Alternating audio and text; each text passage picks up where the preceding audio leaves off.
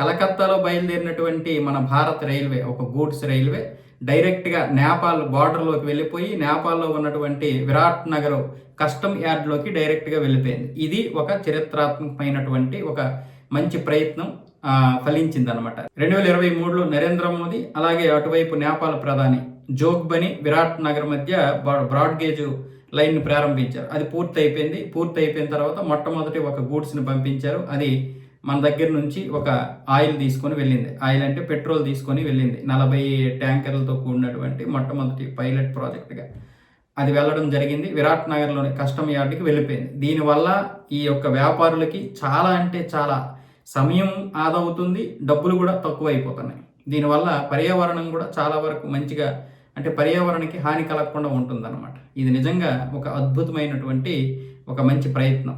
దీనికి సంబంధించి ఇప్పుడు నేపాల్ వాళ్ళు కూడా చాలా సంతోషం వ్యక్తం చేస్తున్నారు. అయితే ఇదే విధంగా ప్యాసింజర్ రైళ్లు కూడా మాకు మీకు పెట్టండి అన్న విధంగా కూడా ప్రపోజల్ చేస్తున్నారు. దానికి చాలా సమస్యలు అయితే ఉన్నాయి. కాకపోతే బహుశా భవిష్యత్తులో వచ్చే అవకాశాలు ఉంటాయి. ఎప్పుడైతే ఇంతకుముందు కూడా అటల్ బిహారీ వాజ్పేయి గారు పాకిస్తాన్కి మనకి బస్సులు ప్రారంభించారు, ట్రైన్లు ప్రారంభించారు, కానీ వాళ్ళు దాన్ని నిలుపుకోలేకపోయారు.